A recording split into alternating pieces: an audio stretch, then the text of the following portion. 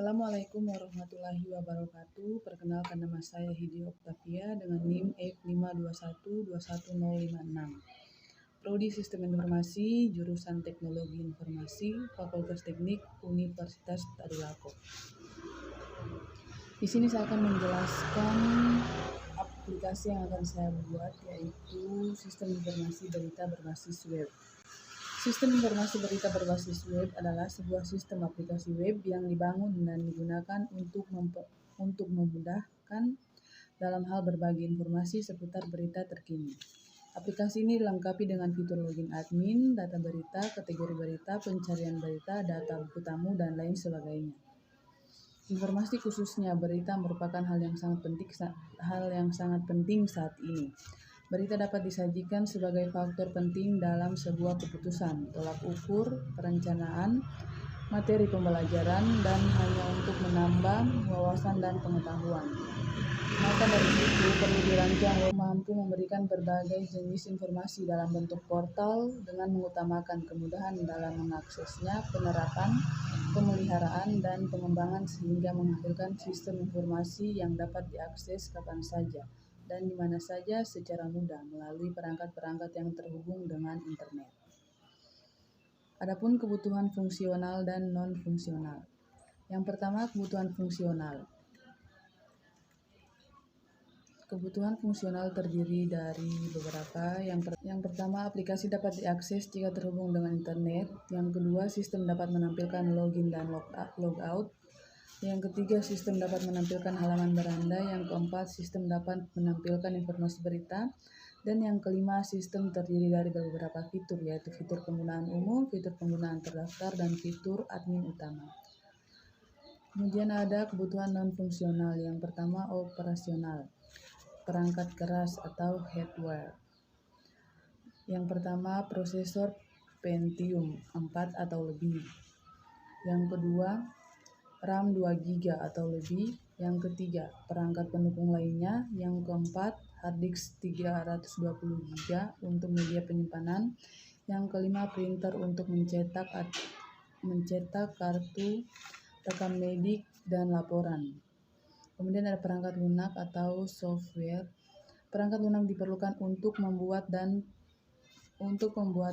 dan pemrosesan data dari sistem yang akan diusulkan sehingga kinerja program berjalan dengan baik.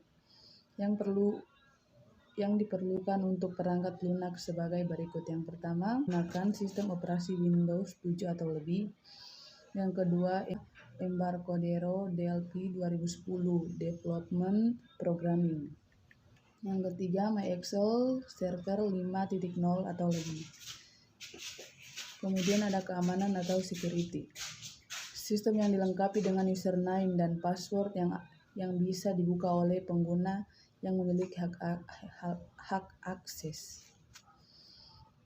Kemudian ada informasi, sistem yang dapat melakukan pencarian data dan menampilkan data yang diperlukan. Kemudian ada kinerja, waktu yang digunakan dalam penginputan data tidak lebih dari 3 menit, fasilitas membuat rekam medik lebih efisien, dan untuk mencari data yang diperlukan lengkapi dengan search.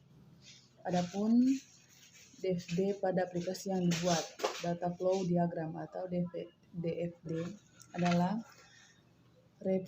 representasi grafik dari sebuah sistem. DFD menggambarkan komponen-komponen sebuah sistem, aliran-aliran data di antara komponen-komponen tersebut, asal, tujuan, dan penyimpanan dari data tersebut. Kemudian ada UML, use case diagram, activity diagram, class diagram, dan sequence diagram. Yang pertama, use case diagram. Use case adalah sebuah kegiatan atau interaksi yang saling berkaitan antara aktor dan sistem. Atau secara umum dapat diartikan sebagai sebuah teknik untuk dimanfaatkan untuk pengembangan perangkat lunak atau software guna mengetahui kebutuhan fungsional dari sistem tersebut. Fungsi dari use case adalah: yang pertama, memperlihatkan urutan aktivitas proses dalam sebuah sistem. Yang kedua, menggambarkan proses bisnis dalam sistem.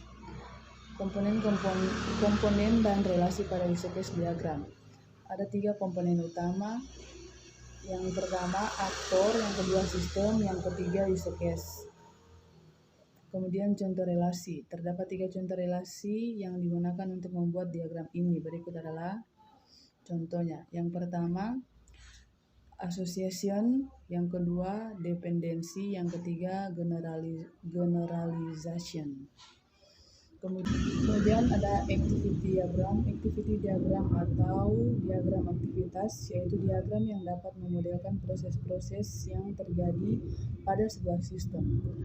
Runtutan proses dari suatu sistem digambarkan secara vertikal. Activity diagram merupakan pengembangan dari use case yang memiliki alur aktivitas. Tujuan activity diagram. Ada beberapa tujuan dari activity diagram. Yang pertama, menjelaskan urutan aktivitas dalam suatu proses. Yang kedua, di dalam dunia bisnis biasanya digunakan untuk modeling atau memperlihatkan urutan proses bisnis. Yang ketiga, mudah dalam memahami proses yang ada dalam sistem secara keseluruhan. Yang keempat, merupakan metode perancangan yang terstruktur mirip dengan flowchart maupun data flow diagram atau DFD. Yang kelima, mengetahui aktivitas aktor atau pengguna berdasarkan use case atau diagram yang dibuat sebelumnya. Kemudian ada kelas diagram. Kelas diagram adalah jenis diagram struktur statis dalam UML yang menggambarkan struktur sistem dengan menunjukkan sistem kelas, atributnya, metode, dan hubungan antar objek. Kelas diagram disebut jenis diagram struktur karena menggambarkan apa yang harus ada dalam sistem yang dimodelkan dengan berbagai komponen.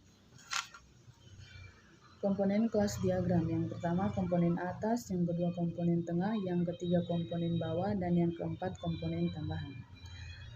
Dan yang terakhir yaitu sequence diagram. Sequence diagram atau diagram urutan adalah sebuah diagram yang digunakan untuk menjelaskan dan menampilkan interaksi antar objek-objek dalam sebuah sistem secara terperinci. Selain itu, sequence diagram juga akan menampilkan pesan atau perintah yang dikirim beserta waktu pelaksanaannya.